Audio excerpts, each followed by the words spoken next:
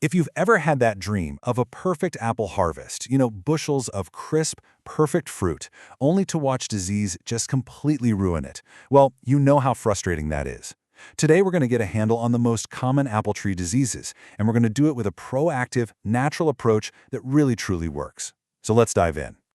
And yeah, this picture, it just captures that feeling perfectly, doesn't it? It's a story so many of us have lived through. You start the season with these big dreams, but by the time midsummer rolls around, the leaves are all spotty, the fruit is ruined, and you're just left scratching your head, wondering what on earth went wrong.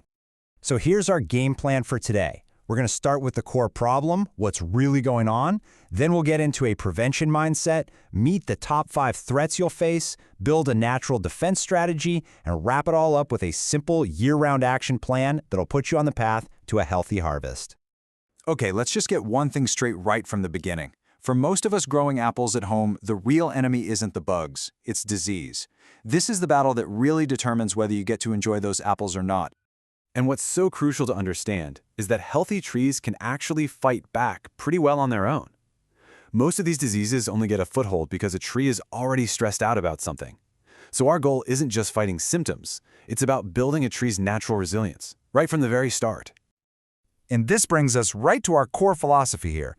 It is so much easier and way more effective to prevent disease from ever starting than it is to try and cure it after it's already taken over your orchard. A good defense really is the best offense. These 5 principles, they're the foundation for everything we're about to talk about. Choosing the right kind of tree, pruning to let air and sun in, keeping your tools and the ground clean, making sure the soil has what it needs, and, just paying attention to the weather. If you can master these, you are 90% of the way there. Seriously.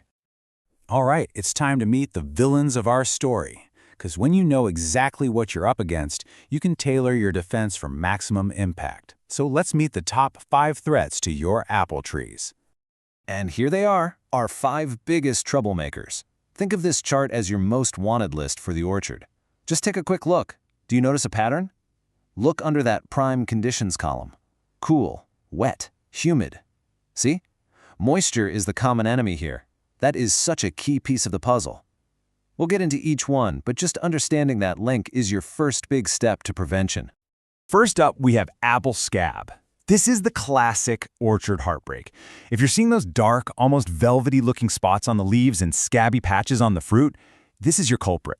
It absolutely loves cool, wet spring weather, and it hangs out all winter in fallen leaves, just waiting for a good spring rain to splash it back up onto that fresh new growth.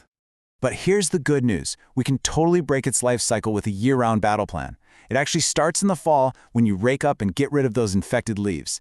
Then in late winter, you prune to get good airflow so the new leaves can dry off faster.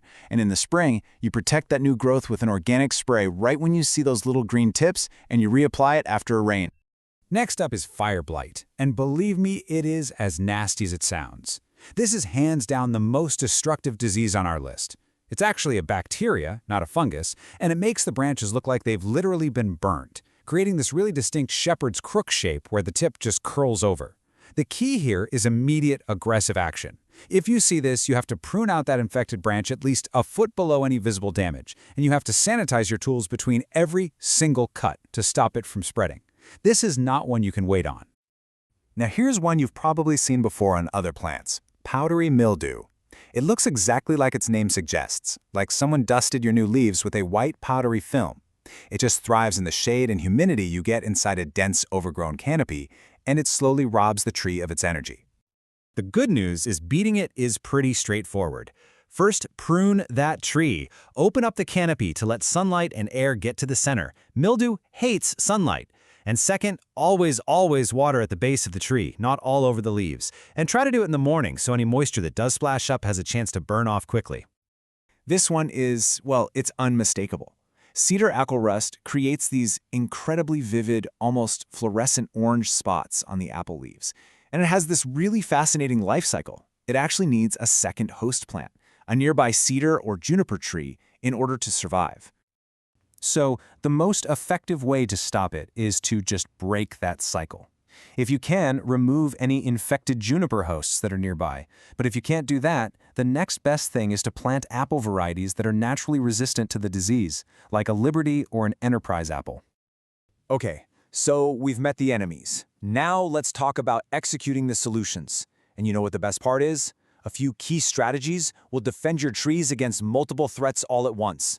It's all about working smarter, not harder in the orchard.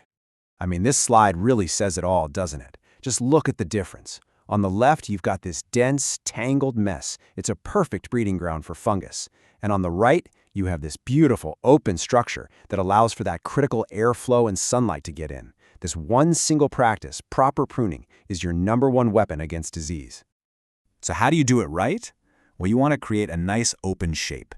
You got to get rid of any branches that are crossing each other or growing back in towards the center of the tree. And this is so critical, use sharp, clean tools.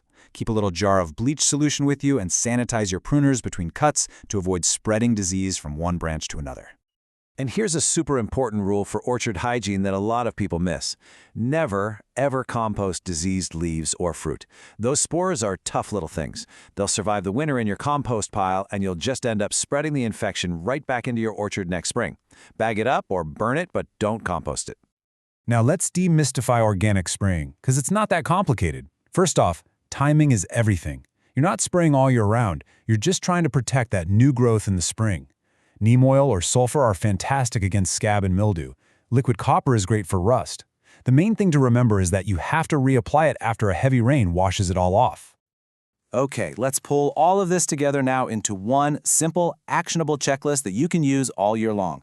This is your ticket to ensuring a beautiful, healthy harvest. And here it is. This is your entire strategy on one slide. Start out right by planting resistant trees.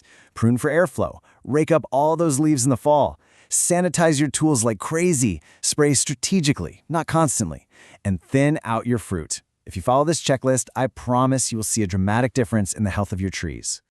And really, that's the big takeaway. A beautiful harvest, a tree loaded with perfect apples, that's not about luck. It's the direct result of this kind of consistent, thoughtful care. It's about being a good steward of your trees. And the reward? Well, the reward is biting into that crisp, perfect apple that you grew yourself. There's nothing like it.